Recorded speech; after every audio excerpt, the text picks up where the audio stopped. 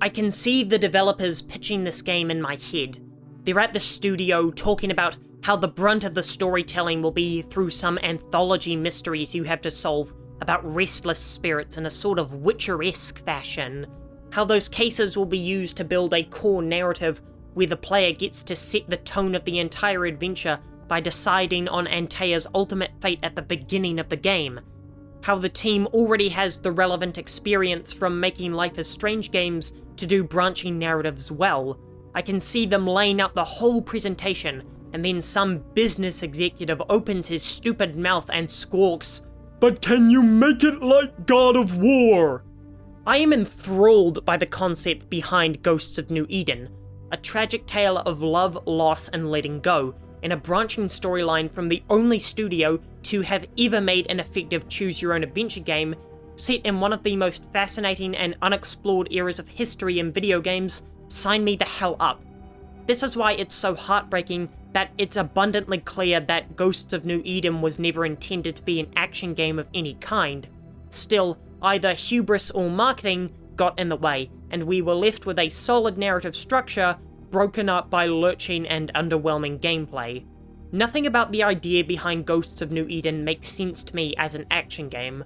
Dontnod is famous for their choose-your-own-adventure style of games, and the last time they branched out like this with Vampire, people were quick to forget about it, and I have a suspicion that Ghosts of New Eden is to be banished to the same fate. I said in my last video on this game that Life is Strange 1 is the only choose-your-own-adventure game I've ever enjoyed, and that's because it actually did something interesting with the formula by having a time reversal mechanic that could be used to help you inform your choices. I thought this meant Dontnod understood that you need a central gameplay hook for these types of games, and that just writing a whole different bunch of routes isn't all that exciting, but those sequels certainly proved that no lessons were learned.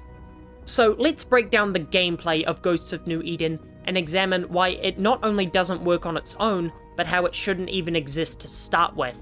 Now, why does Ghosts of New Eden not work, or more accurately, isn't worthwhile? Is it simply because they took every idea from God of War 2018 and made it worse?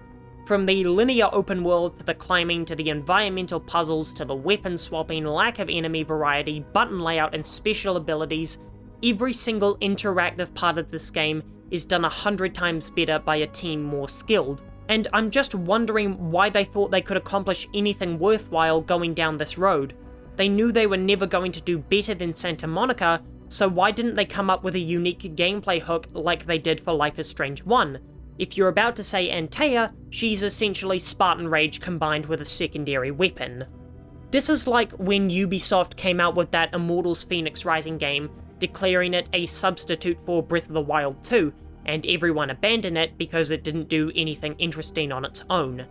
There is value in taking the ideas another studio comes up with and putting your own spin on them, but you have to add something significant to that formula, or they'll just go back to the thing that you're copying. But the reason I'm making this video is because I'm so gut-wrenched by the sloppy job they've done weaving this inferior gameplay into one of the most exciting concepts for a AA game I've seen in a while.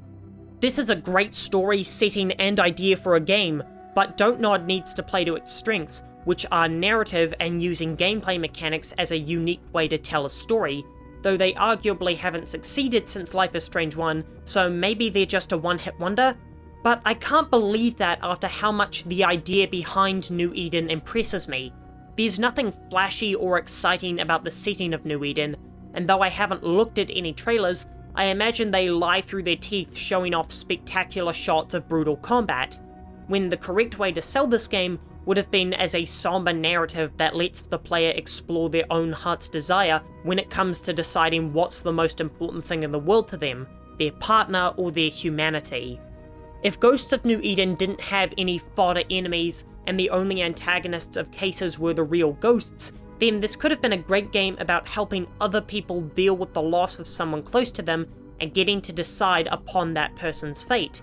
Instead, a shameless and weak combat system was implemented that made me thirst for the game it was trying to emulate, and I don't really see any value in this game unless you're a die-hard story fan who's in the mood for something a little more experimental. While I think this game will go the way of Dontnod's original and ironically named game Remember Me, I hope this sales failure teaches them what it is their audience wants from them, instead of them giving in to chase industry trends that they can never hope to match.